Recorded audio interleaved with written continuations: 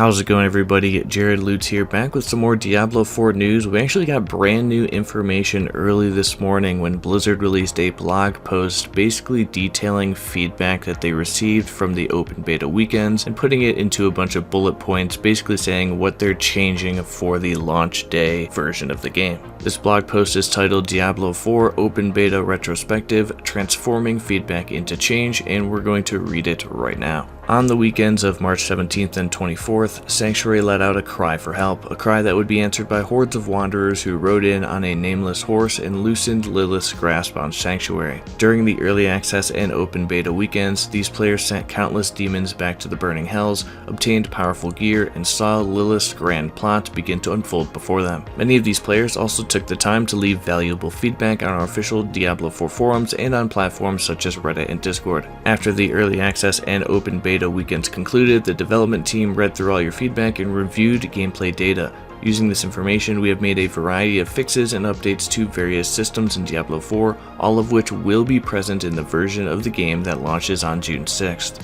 None of this would be possible without the community's dedication and love for the Diablo universe, to which we say thank you. So first off, we're starting with dungeons and dungeon layouts. One of the most common pieces of feedback we received is that players felt they were doing a lot of backtracking within certain dungeons. We have optimized multiple dungeons across all zones to minimize the need for backtracking. Here's a list of dungeons specifically in the Fractured Peaks zone which received layout updates. Got the Caldera Gate, Defiled Catacombs, Derelict Lodge, Forbidden City, Hoarfrost Demise, Immortal Emanation, Core Dragon Barracks, Mallwood, and Rhymescar Caverns. We have a developer's note here that says our primary goal with the layout changes was to reduce certain kinds of backtracking which detract from a player's experience. An example of this change is that players previously needed to enter side rooms to interact with structure objectives, causing them to retread the same path. Now many of our structure objectives have been repositioned along main dungeon pathways, making them easier for players to reach and allowing them to readily explore the dungeon after defeating the structure. I totally understand this feedback and this change. There was a lot of backtracking within dungeons in my experience with the beta. I'm typically the gamer that kind of likes to explore every single room, every single nook and cranny, so it didn't necessarily bother me, but after you've hit a dead end and have to walk an entire dungeon length back to the other side just to explore, one or two more rooms to hit that last structure, that objective, totally understand this change, and I'm really glad they made it because I know that this was a big one. Dungeon events. The chance for an event to spawn inside of a dungeon has increased from 10% to 60%. I don't even know if I realized that dungeon events were a thing, but that's cool.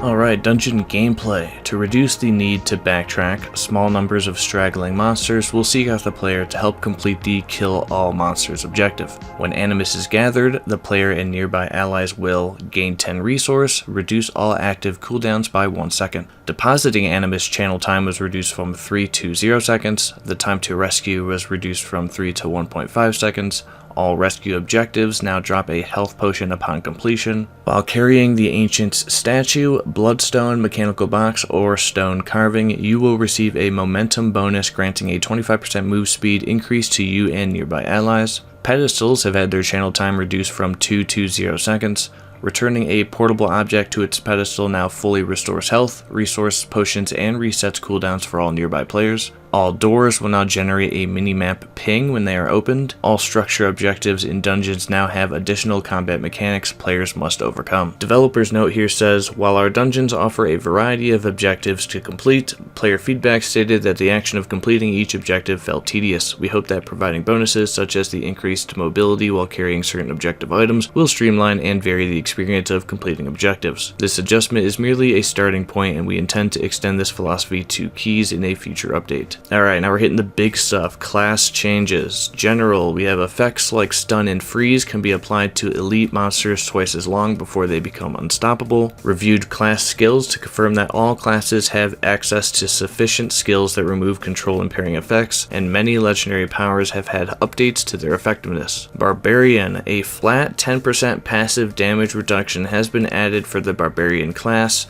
Some skill tree passive have had their damage reduction effects reduced to compensate. The Whirlwind skill now deals more damage and consumes more fury. The Double Swing skill enhancement refunds its full fury cost when used on stunned or knocked down enemies. I guess the 10% passive damage reduction is nice, but I don't think that's going to be enough, or these changes are going to be enough to really lift Barbarian out of the, bottom 2 classes of the 5, but we'll see.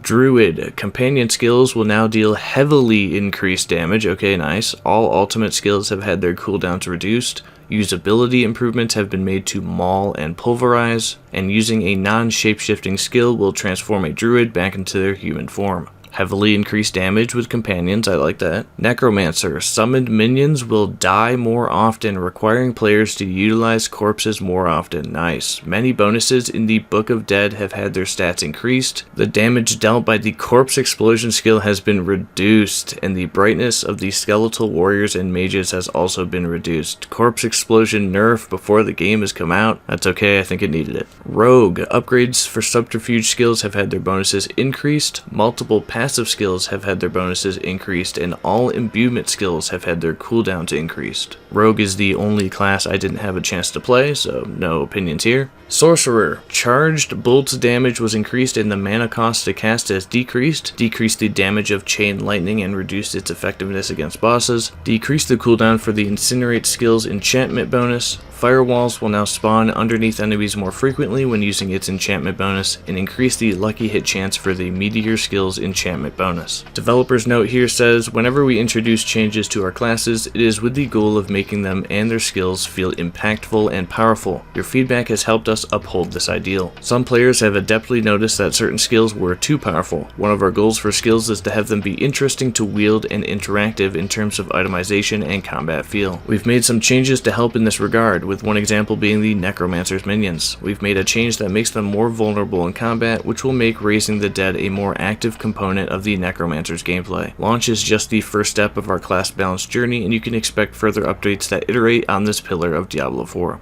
I definitely had that experience with Necromancers where you basically summon your minions and then you never have to summon them again, or at least until much later into the journey to level 25, so I think that's a good change. UI changes. Fixed an issue where the built-in screen reader was not reading key prompts, game option details, and other UI text. Fixed an issue where actions could not be bound to the mouse wheel, thank the Lord. Fixed an issue where evade couldn't be bound to the right analog stick on controller. Chat will now display on the left side of the screen when using the centered action bar configuration. A character's stats will be displayed by default when players click the materials and stats button within their inventory. The move and interact inputs can now be mapped to one button, while the primary attack is mapped to a secondary button, and the sans serif font used in game has been replaced with a new serif font. I know a lot of people were complaining about the font on loot drops. I'm not sure if there was complaints about just the overall font throughout the entirety of the game, but I know the font on loot drops was a kind of a pain point, and I'm not sure if this is changing that or what this new font's going to look like. Hopefully it's better, but we'll see. Encounters fixed multiple issues that allowed bosses like the Butcher to become unresponsive. The Butcher has been re-evaluated for difficulty and will present a greater challenge in World Tiers 3 and 4. Bosses such as T'Chort, Malnok, Venard, and others were re-evaluated for melee character difficulty, resulting in changes to attacks and fight mechanics. Okay, interesting. I know there was a couple bosses that I was really struggling with a certain build on Barbarian where you basically had to use one of two builds or you weren't going to be able to beat them, which I think is a huge balancing issue.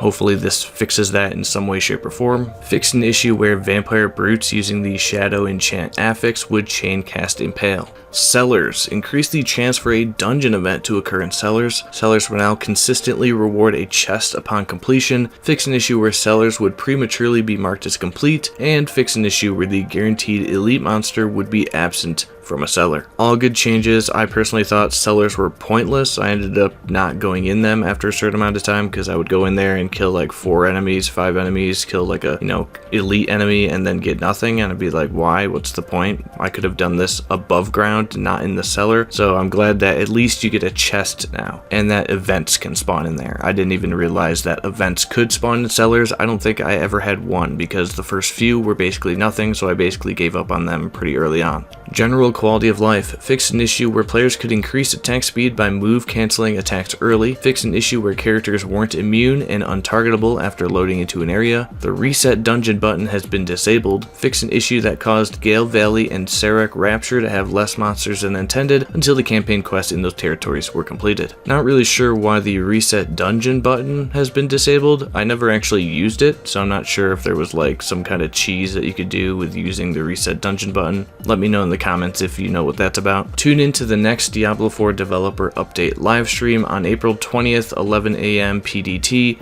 Game Director Joe Shelley, Associate Game Director Joseph Piapora, and Associate Director of Community Adam Fletcher, accompanied by special guest host Rhykker, will return for the next Diablo 4's developer update livestream. This time, our group of Diablo 4 experts will uncover details about Diablo 4's endgame offerings and elaborate on the post-open beta changes made to classes and dungeons. Visit our official Diablo Twitch and YouTube channels to watch the fun unfold live. Hail Lilith, Blessed Mother, the Diablo 4 team.